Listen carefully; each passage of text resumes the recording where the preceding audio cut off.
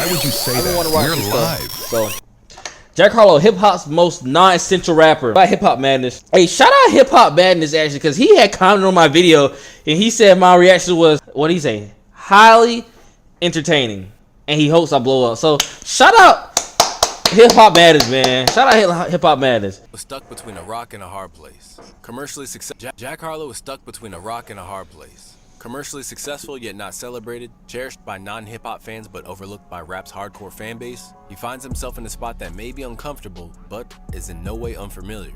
For decades now, white rappers have always tried to make their mark on the culture and be taken as seriously as black rappers. But more often than not, they find themselves frozen in time at the point of their greatest hit. And for the most part, the only way is down. Because when they're not seen as bringing anything new to the culture and are just rehashing the current trendy sound, i.e. Ian, Lil Mabu, etc., then it's incredibly easy for them to get forgotten. Yet because they often get more attention than black rappers who are in the same lane and often make more compelling music, it makes people suspicious of them. And if we know one thing about hip-hop fans, it's that they don't like being spoon-fed an artist by the industry. This, in essence, is what separates an Eminem from a G-Eazy, or an LP from a Snow, or perhaps a Mac Miller from a Jack Harlow himself. As in the years that have followed the release of what should have been his breakout album in 2022's Come Home, The Kids Miss You, the charismatic Kentucky rapper has had a strange road to walk. Because on the one hand, he's a perfectly passable rapper, and by all accounts, seems like a good guy. But the problem is that when the industry happened to come across this pale-skinned MC with a radio-friendly approach to... Pale-skinned MC is crazy work. Like, damn. He had to be all that. You could have just said a white rapper. Pale-skinned MC? Damn. Songwriting and enough riz to spawn viral. Come across this pale-skinned MC with a radio-friendly approach to songwriting and enough riz to spawn viral content online, they inevitably saw dollar signs. And at this point, he fell into the trap that's all too familiar for white rappers.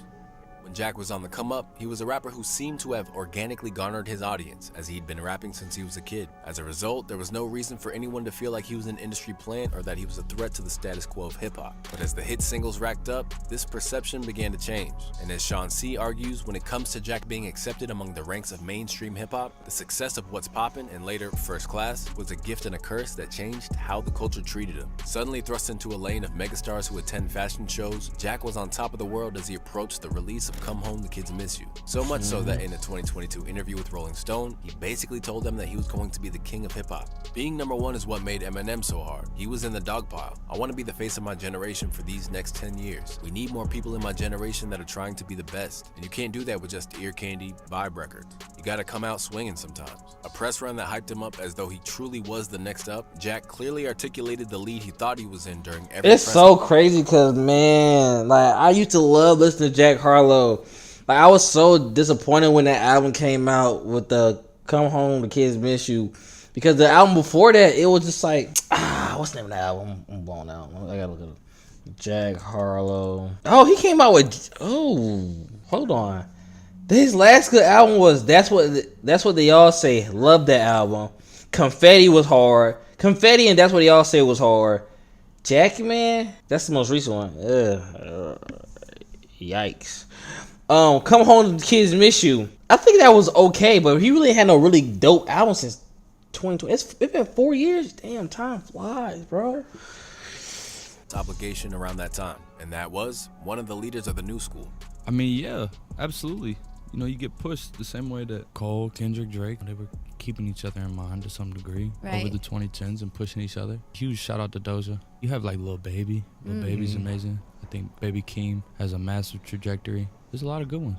However, what separates Jack Harlow from all the artists he mentioned can't be understated. As with Doja Cat and Baby Keem especially, like them or hate them, they have a distinct sound that is unmistakably them. While when Come Home, The Kids Miss You dropped, the sound was so middle of the road that it was hard to pin down his identity. For sure. Pitchfork in their scathingly negative One thing about Hip Hop Madness, I might say he a Kendrick fan. That's masking himself as a neutral guy to talk about Drake. But when he talk about other rappers, I give it to him. I give it to him. He be hitting on the nail. He be hitting on the nail. On the money. review as a one-trick pony without a discernible trick. The same review would go on. Damn, these on his ass, bruh. A one-trick pony without a discernible trick is crazy. Oh my gosh. To describe him as a competent rapper who doesn't flow intricately or write impressively, and a pop star who struggles to carry a song on his own. Ouch.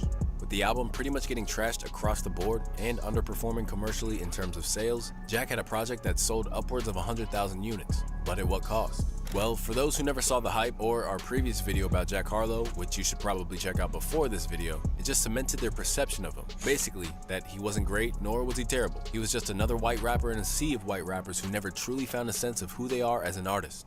For most of 2022, Jack Harlow was inescapable. He was on at least 2 top hits that I feel like happened last year. There was countless discourse about him online. He won a BET award, made a movie. He won a BET award? Hosted a college football show, and then quickly laid an egg with his subsequent major release before then disappearing to regroup and figure out what the went wrong. It was an immense musical anticlimax that I think a lot of people saw coming, but more and more people were happy to see happen. Something about Harlow's rise to fame rubbed a lot of people the wrong way. It was a bit of a paradox though, because while Harlow had so much fanfare and hype as well as hate, his actual music was just mid. It was like perfectly in the middle and disposable. Why are y'all so mean to Jack Harlow? What? He said his music was mid, perfectly in the middle, and disposable. What? Why? I can't say you're a liar, but you could just say it was alright. Damn. Which is probably why he didn't go anywhere, but it didn't make sense that he had so much hype and hate in the first place. Rejected as the next Drake, Jack tried. I just know rappers and other creators or artists of their like just hate people who do reactions, people who stream, people who just talk about anything about their craft, and knowing that we aren't anything, we're not anywhere near their expertise of what they do. The only thing we can do is go off of what we see, and we call ourselves an expert on it. I just know that sucks. Shit, that ain't me though. Tried to reclaim this identity with his next project, Jackman. A grittier, minimal, back-to-basics project, this album was received far better than Come Home, The Kids Miss You. Really? And then, people felt like they knew why he created the album in the first place, and that was the negative response to his attempts to go fully mainstream. And even then, Pitchfork didn't go any easier on him, stating that trends and other people's opinions mold his records. The internet said he was too cornily commercial, so for the duration of this album, he positions himself as a very serious rapper. Still, although the project was generally better received by hip-hop, it muddied the waters as to who his audience truly was. Because for those who might have loved what was being served up on Come Home, The Kids Miss You, this was likely a curveball for them. And more than likely, it was viewed the same way by his record label, who didn't put anywhere near the same promotional push behind the project. Yeah, that's why this is weird to me. He just sold way too many records, and they put way too much money in him just now, and he did all right. I know you have to spend money to get a return, and this is silent. This is quiet, so I would be interested to see. This sound like less than 30,000 copies. Just as Joe predicted, the album debuted at number 8 on the charts with just 33,000 sales. Damn. I feel bad for Jack. I feel like the only reason why I feel bad for Jack, because I can understand it. Like, if you create anything yourself, and you had a couple, like, you might not be to where, like, everybody knows you, Jack, but you're just having a consistent growth. And you kind of, understand how things work. You're just doing it. And then afterwards, for some odd reason, everything's going right, then everything just goes left and goes wrong.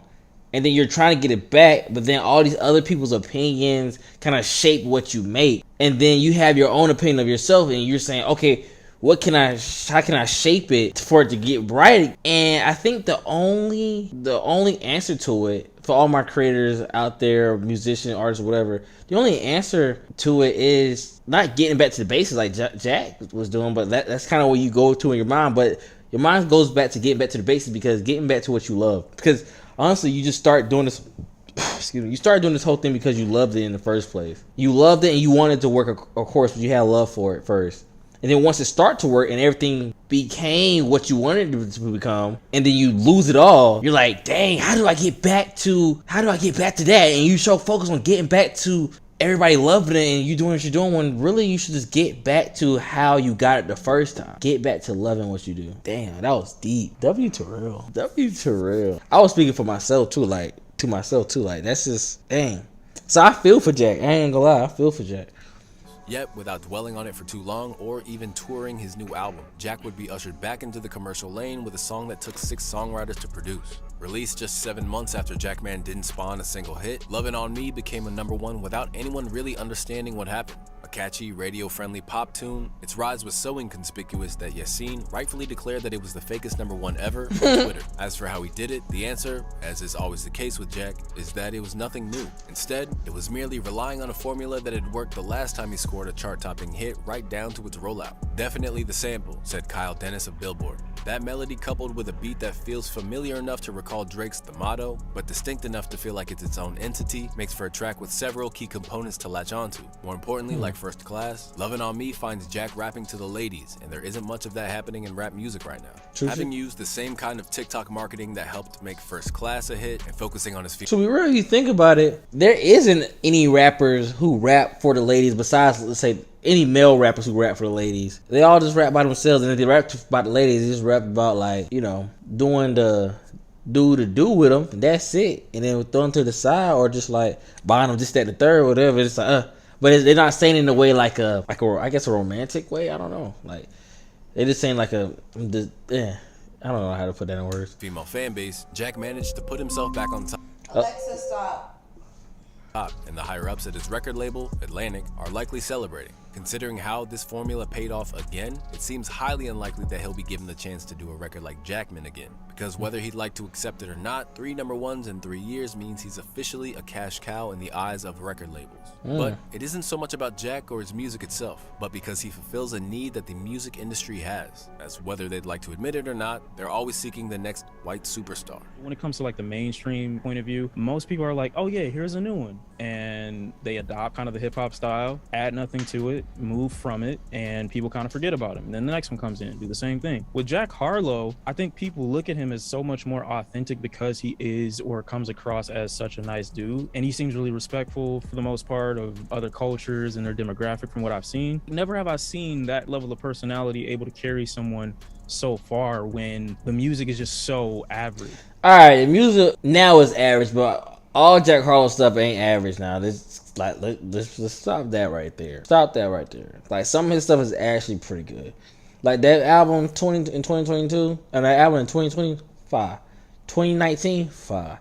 You gotta listen to it. It's a real, you feel me? If you are any type of creator, like I say, you need to listen to those 2 albums. What's the name of the albums again? Is it really that good if you don't know the name of the album? Yes, nigga, I'm just getting old. That's what they all say. And Confetti. Anybody who trying to make it up and do something with their life, listen to those albums, bro. It's really good. Really good. I really no skips. And I would, honestly, if I was this is my first time listening to Jack Harlow, these 2 albums, I'll listen to Confetti first. Then after listening to Confetti, then listen to That's What They All Say. Because the end of Confetti, the last song Confetti, makes the first song of That's What They All Say so hard. So hard. I don't want to spoil it, but if you listen to it, listen to it. That takes anything farther. I don't know what it is about white artists that just makes it so, yeah, this is the one. When there are a million other of the exact same of this guy that are black, that do the same thing and that do it better for the most part. As opposed to being a conspiracy hypothesis, this is a well-documented thread throughout hip-hop history that began with Vanilla Ice. Because although he started out as just a white kid trying to step into a world where he was the outlier, Vanilla Ice's success taught the music industry a valuable lesson. And that was, if they wanted maximum profit and crossover appeal to middle-class white America who spent the most money, then a white figurehead was essential. They embraced me, man. And my whole crowd was always black. I never thought I'd ever play for white people until my music went #1, and when it went #1, that was a different time. Cause I was gonna say his whole crowd was black. I'm like, huh? Usually that's not the case with rappers, but I forgot that's a different time. From smaller crowds to huge stadiums in rap music, it just hadn't been done like that before. So for me, I was just like, whoa. With Ice Ice Baby, the music industry had pulled off a successful experiment and have tried to go back to the well ever since with questionable success. For Ice's part, he admitted back then that his success came to a certain level of manufacturing, as well as his skin tone. Being white helps me, I guess. But I wish it didn't, he told the New York Times. My being white had something to do with it, but not much as they say it does. It depends on the contract you sign with the record company. They can make you #1 if they push you enough. But that didn't necessarily mean it was smooth sailing for Vanilla Ice, because while he was the most successful rapper of his ilk, he also set the precedent of being accused of co-opting the culture. Chewed out by Arsenio Hall for lying about his background, Vanilla Ice was one of many white rappers who'd come into hip-hop without ever truly advancing it. Instead, he towed the line of what was popular and reaped the rewards. And while he may have come into the game with the best of intentions, ultimately, money talks. I was 3 car payments behind on my 5.0, and I was 19 at that time. It was like I won the lottery, man. It's like, what do you want me to do? At that point, the hip-hop community had kind of labeled me a sellout. So I did. I sold out. I took the money. I sold way out. And I think anybody in my shoes would have done the same damn thing. Although he's nowhere near viewed as a sellout to the same extent as Vanilla Ice, there's no denying that Jack is undergoing a process of corporatization. Suddenly given brand deals with Doritos, KFC, New Balance, and others, Jack even recently made the transition into acting with White Men Can't Jump. In some ways, a move that can be seen as his equivalent of Vanilla Ice is providing the soundtrack to the okay, hold on. Teenage Mutant Ninja Turtles movie with Ninja Rap. To make matters worse, I don't know, man. It's just like you gotta. It's a split. You can't sit up here and just expect somebody to have a craft, and then once they have a craft and they're good at that craft and they're getting paid and they're changing their life, then that craft is boom. It goes in the dumpster, and you expect them to just keep doing the same thing and just stay broke and just leave. Like, you wouldn't even do that. Like, you watch this video, wouldn't even do that. You wouldn't even do that. Like, let's say you making rap, and then now you making $2 million a year for the next 3 years of your life. You're gonna get used to that $2 million a year, and then on that 4th year, it's all getting taken away, and then you go from making $2 million a year to $20,000 a year. 20 plus, I give you more. Let's say you're making $40,000 a year. Y'all know $2 million a year is around what's that? It's around $160,000 a month. You go from making around $160,000 a month to making, Alexa, what's 40,000 divided by 12? 40,000 divided by 12 is approximately 3,333.3333. By the way, Alexa, stop. You go from making $160,000 a month to making $3,000 a month. You don't think you're gonna go get a partnership with New Balance, KFC, the Teenage Mutant Ninja Turtles, say, hey, we want you to make a song for us.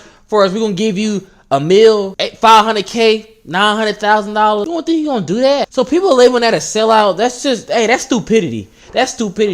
Don't let other people's opinion of you run your finances. Cause when you waking up in the morning and your stomach in your back and you don't got no food on the table to put it for breakfast or lunch or dinner, and you wondering where your next meal come from, them niggas is not gonna give you no fucking money. Everybody who's saying, oh, you a sellout, like, bruh, I ain't with that. he was suddenly being compared to other people who transitioned from hip-hop to movies but aren't necessarily respected by the culture. And when he was hit with one comparison in particular, he didn't know how to respond. Calmatic compared you to Mark Wahlberg, says you were... Oh, shit. Mark Wahlberg is insane. What? Mark Wahlberg? Hey, I mean, he got money. Oh, I ain't gonna lie. I'm gonna see how Jack responds to this. Then I'm gonna see how I would respond. We're gonna be the next Mark Wahlberg. What does that mean to you, The especially next coming from somebody so talented and so great like Calmatic? It feels real good, you know. I like Mark Wahlberg, so I'll take that. Suddenly taken from being positioned. It was for the TV. He did that for the TV. Cause me, I have a problem with my facial expressions. So she would hit me with that question like that. I know I would be like, huh? Who said that? Calmatic, da da da. I'm like, oh, literally, for sure, right on, that's cool. And left. I know that's what I would have did. But my face would have told it all. Drake and calling himself the hardest white dude since the one with vomit on his sweater, to being compared to Marky Mark. That shit was kind of hard though. That shit went hard. Drake and calling himself the hardest white boy since the one who rapped about vomit on his sweaters. That shit the hardest white dude since the one with vomit on his sweater, to being compared to Marky Mark. It's clear that whatever ideas Harlow has about himself and his place in hip-hop, the industry have other plans. Just look at the rollout for Lovin' On Me, where he previously visited the Breakfast Club and other spots like that. Jack didn't promote the single on the usual hip-hop media cycle. Instead, he appeared on the Call Her Daddy podcast, whose 5 million monthly listeners are predominantly white females. Why do people act stupid? Like, why do people act... Okay, Okay. You have to think about it from a marketing side. Why in the world will I go the traditional route that hip hop rappers take? I said hip hop rappers. What the heck? Why would I go the traditional route that rappers take and launching or promoting my single that is targeted to women when I know the majority of things that rappers rap about, male rappers rap about, aren't anything that my target audience will like. You feel me? Like they're not watching Charlamagne the God. They're not watching The Breakfast Club. They're not watching Joe Budden. They're watching Call Her Daddy by Alex. They're watching that. That's what they're watching. So it makes sense for him to go on that. That's the people who gonna get him the money. The other people are not giving him the money. That's why what the word? What do niggas be? It's like Peters be talking. I don't know. Get on the Call Her Daddy podcast, whose 5 million monthly listeners are predominantly white females. Because at the minute, this is what Jack Harlow is doing. He's taking mainstream hip-hop as it stands and repackaging it to be sold to an audience of women who thirst over it. He's not doing anything new, nor is he trying to advance the game. He's just doing what sells. If that remains the case, he'll always be held at arm's length by hip-hop. By contrast... You know what? I get that. So...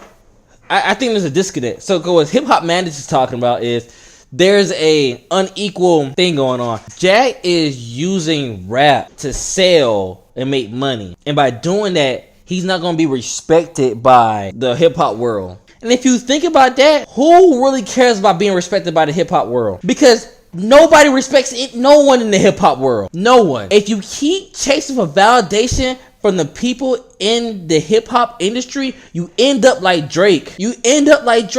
Literally. Every rapper is beefing with somebody. There's no rapper that everybody absolutely loves. That doesn't exist at all. So who is really the rap industry, the hip hop industry that Jack Harlow actually needs their validation from? Because we saw what happened with the Drake and Kendrick and J. Cole and Future and Kanye, Playboy Cardi. Bruh, the rap industry is so quick to turn their back on somebody. It's crazy. You might as well just focus on your bag, the baby. Like, come on.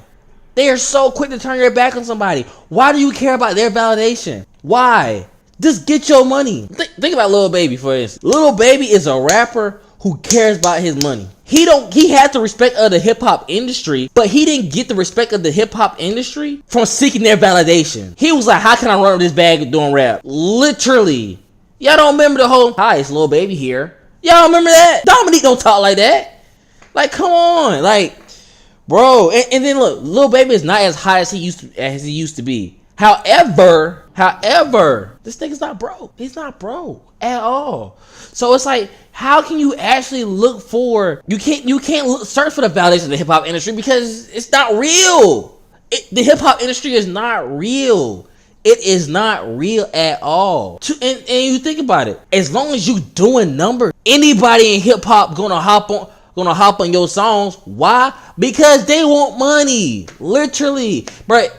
I used to have a coworker. He would always say this to me: if you ever want to find out the problem or the source of something that you don't understand, follow the money. Follow the money. If I was Jack, I wouldn't care about the hip hop industry either, because he doing right. You do it on views. Like, come on now. Nah. This is also where Eminem thrived, but he had to learn the hard way that he had to find a sound of his own. Eminem knows, unlike most other walks of life, that his skin color is actually kind of going to be a barrier to his goals. Nobody wants. Also, I find it so funny how white rappers trying to become mainstream in the hip hop industry, and they have these barriers because they're white. They kind of understand how black people feel in everyday life. It's funny. I don't know. Once another corny white guy trying to be black and trying to rap. And he had to learn this the hard way with his first independent album, Infinite, which sold like 5,000 records. Once Infinite flopped, the Slim Shady persona was born, and the rest, as they say, is history.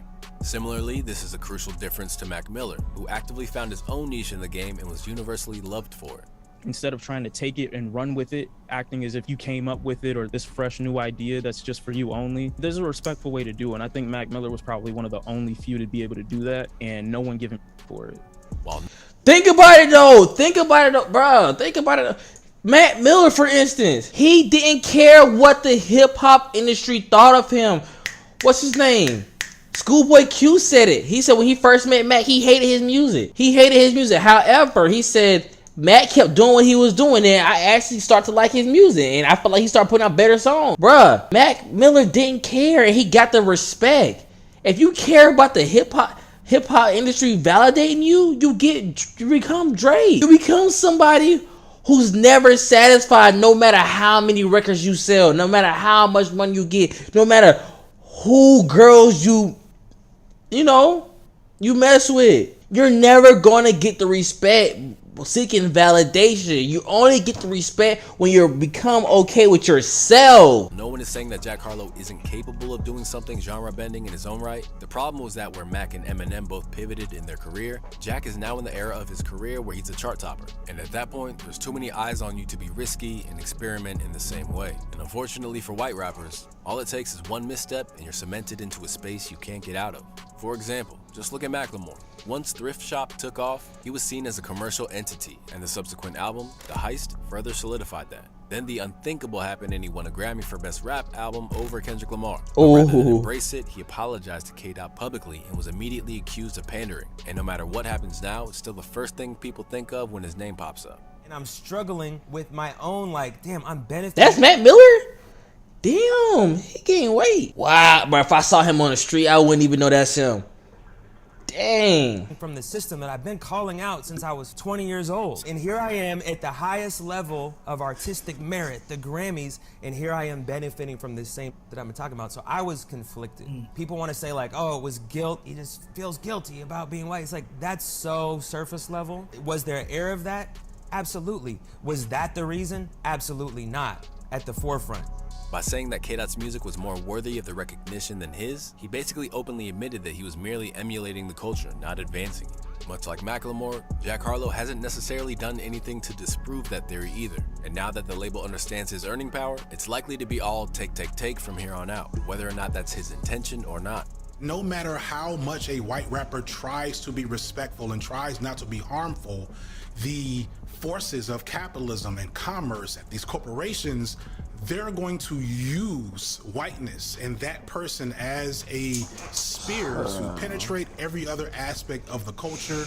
And even as they're just minding their business and trying to make art, the harm will follow them regardless of how hard they try to avoid it. No matter how much effort is being put into no matter how much genuine talent is present in these white artists. Oh, my bad, bro. Hey, I didn't. My bad. Desi rap battle. My bad. I was just my chat is. I was just so into this, I wouldn't even look at the chat. What's up, bro? Dang, my bad. I was going on a rant. I ain't gonna lie. I was going on a rant, bro. Because now I'm all teed up, and I'm just for real. But what's going on? Dang. Of their art. It legit. Am I tripping though? Positioned as a hitmaker rather than a true hip-hop artist, Jack Harlow has been handed the baton by major labels to lead as the next big white artist. With his label eager to continue to drip feed him hit songs, Jack finds himself in a tough spot. He can either follow the white rapper formula of guaranteed monetary gain, but risk being forgotten in hip-hop's history books, or he could dig deep, take a gamble on himself, and break away from the white rapper curse by producing a genuine genre-bending album. Only time will tell which path he chooses.